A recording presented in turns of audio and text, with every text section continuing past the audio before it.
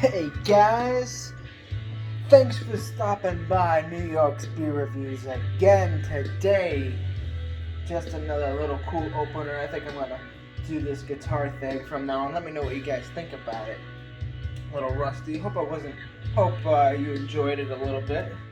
Yes, that is a Pink Floyd style backing track. I cannot play along with the original track due to copyright purposes, but welcome to another beer review.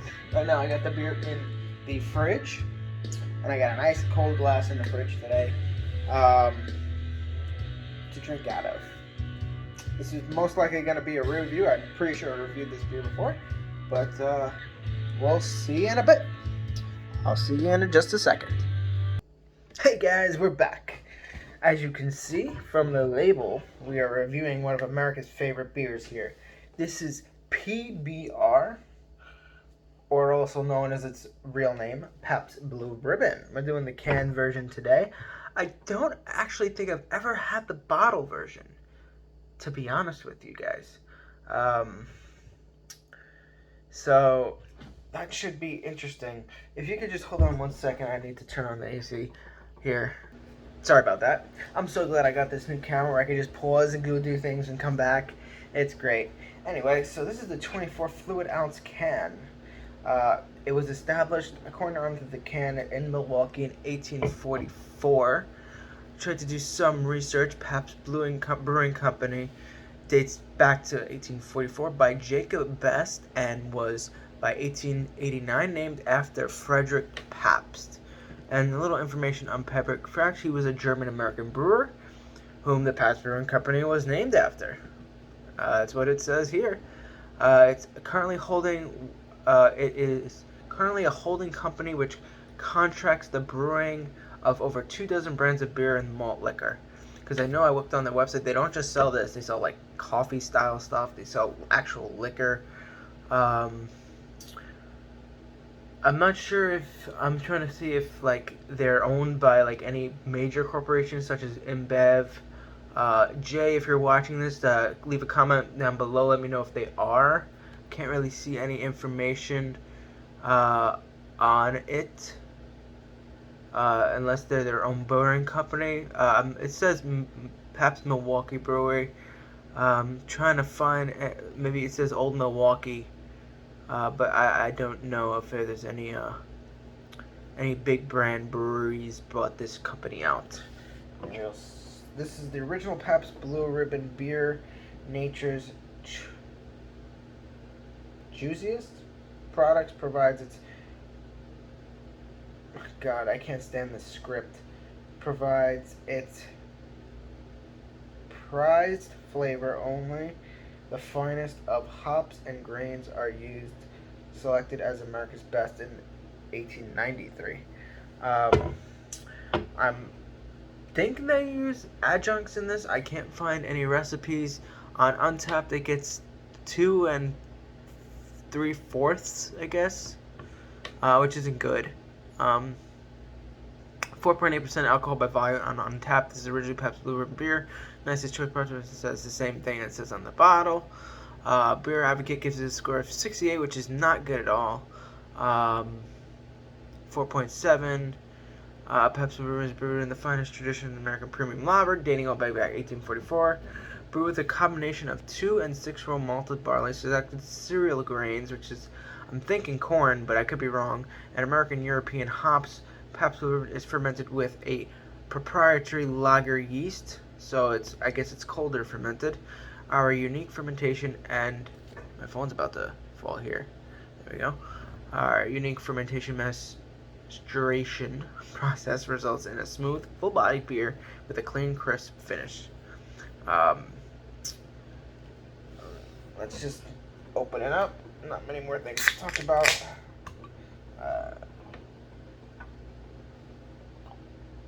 Let's see. Is it kosher though? They got a date on the bottle. September 27th, 2021. Now, I'm guessing that's the Best Buy date, but then again, I mean, we got a couple days left, but then again, these beers don't tend to, go bad. I'm thinking that there is some sort of preservatives in these style of beers. I could be wrong. Pabst is one of the more, I would say, more respected beers of the adjunct style lagers, or the pale lagers, I should say. So, there we go.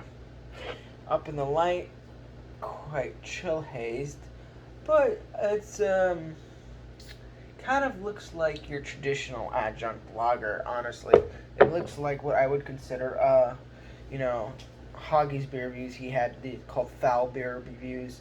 Um, what Greg's calls it. Greg calls, what does he call it? Uh, Lawnmower beer style. I call these ballpark beers. These are the ones you usually find in ballparks. For something like this will cost you about $19 in City Field. Jay, I would like your comment on that price, compared to what you get it in let's see, New Orleans. I don't know who the baseball team there. You're more into sports than me. But anyway, I poured pretty aggressively. I got pretty much a 5-finger head. But what I like about this is that the head is sticking around. The head is not dissipating. It's not very like bubbly soap style. Um, or your traditional light soap, like kind of your cores where it would dissipate fast. This is very frothy, pillowy, almost like whipped cream in a sense. Very bright and white, which is very nice. I do like that. It's staying around. And what that means is that could be a potential for some nice lacing on the grass. So, like I said, pretty yellow or dark tints of yellow. Darker than your cores and your Bud Light, that's for sure. Um, Typically more like a color of a Coors Banquet. Uh, let's go for the nose. Um, you do get some adjuncts on the nose. Very light, toasty. Not even very slightly, not even like toastiness. Almost not toasty. Very just lots of bready notes, like not even toasted bready notes. You get a little bit of maybe some grass earthiness from that hop presence that's in there. Um,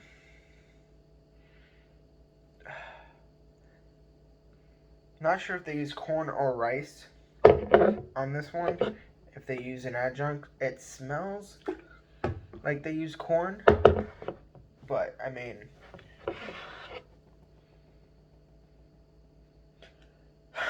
it almost has some sense of that of a natural ice, which I'm going to be reviewing later on.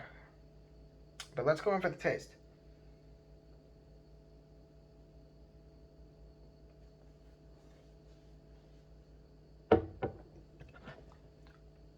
Right off the bat, you get hit with that barley malt, and I'm not kidding. You do get some of that 2 row in there. It is there.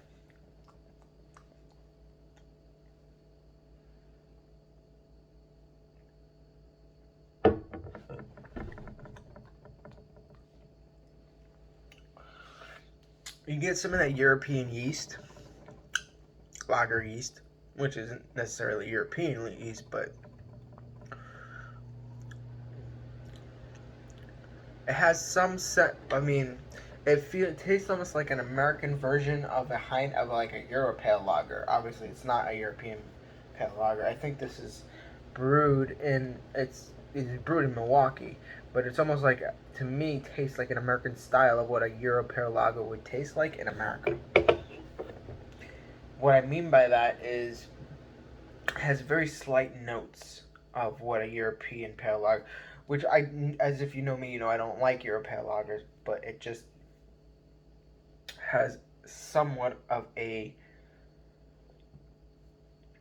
taste, somewhat of that candy taste that I always say, or in like the Heineken Stella, which I will be reviewing later on.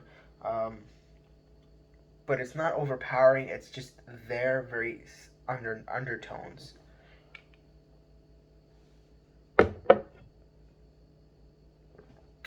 I do believe it. I am tasting corn.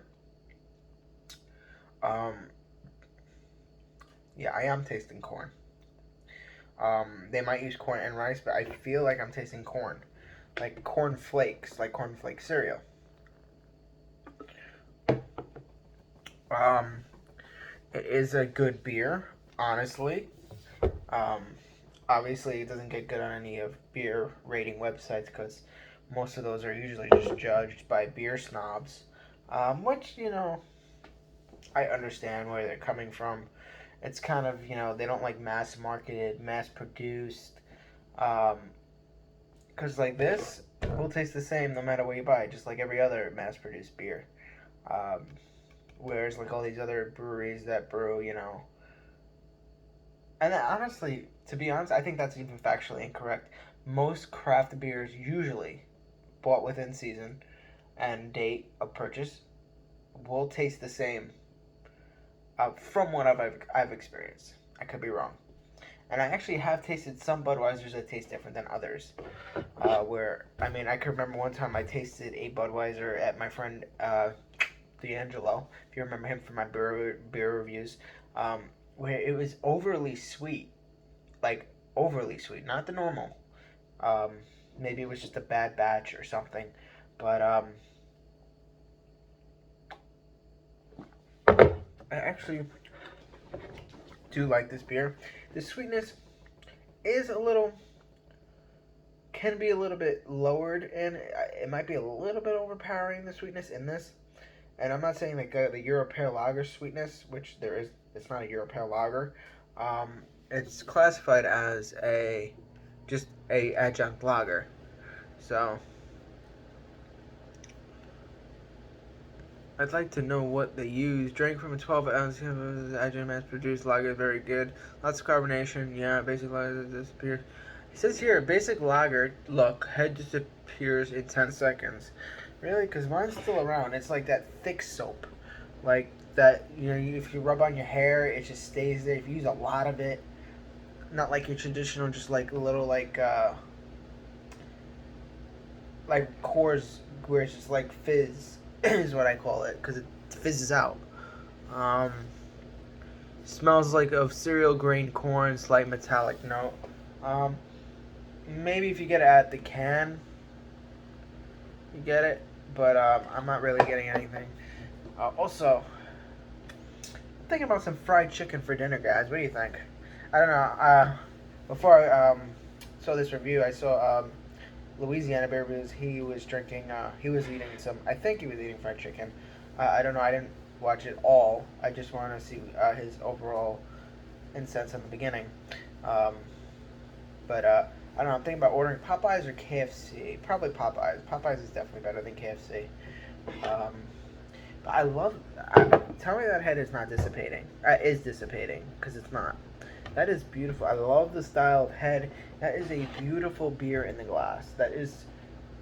This is what you call a beer. That's all I call it. It's a beer. That's what it is.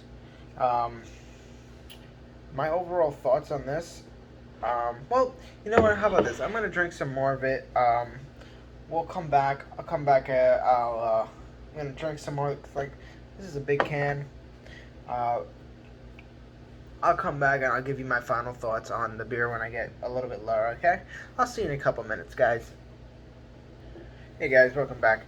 Like I said, I have a lot left. This was a big can, so it's gonna take me a while to finish this. Especially I'm on an empty stomach here.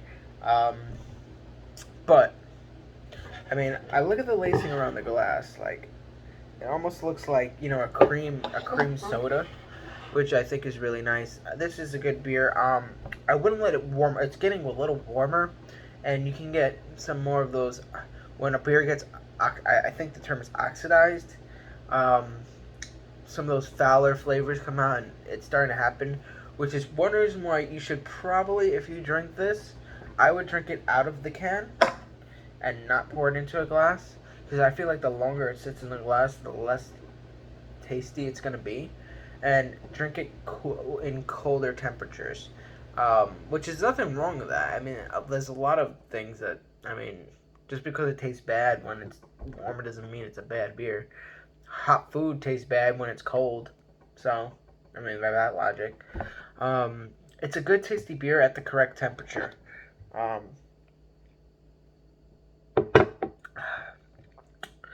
could this be a go-to beer? Yes.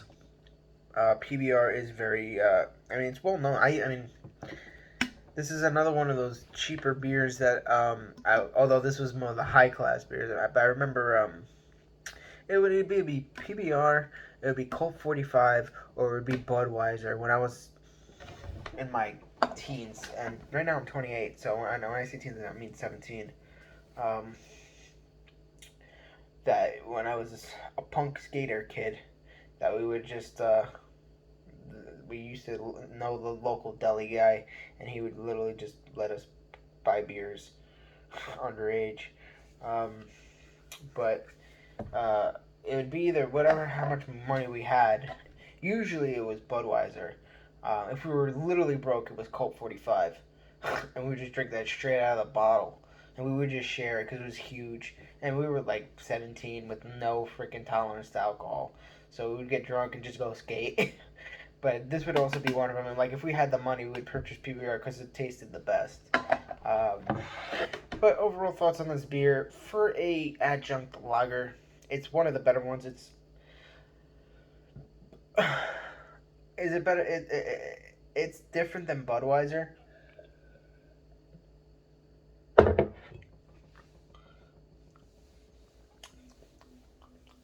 The bitterness, and I can sense the metallicness. I give it an overall. I'll give it the for the adjunct style that it is. I will give it a.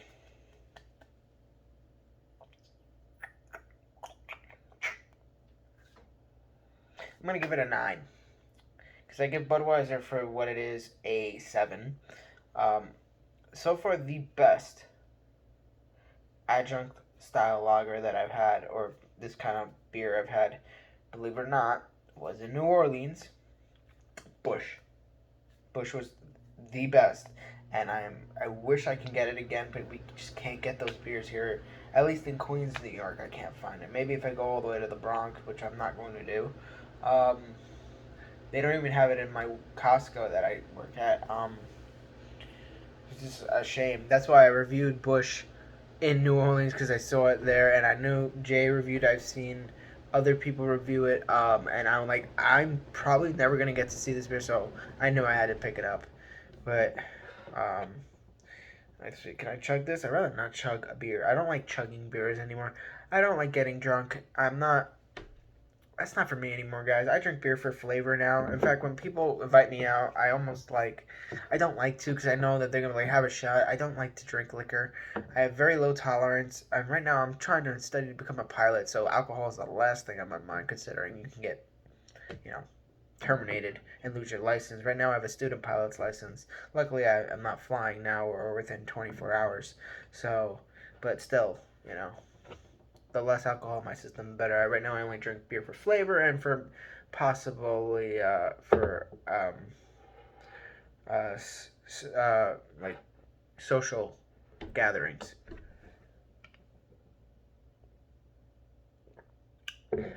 So that's it for this review, guys. Let me know what you think about this beer in the comments section. I know I had a problem with my last video being in the beginning not being able to comment on it. I think I fixed that. If you have my personal information, please let me know if it's still there.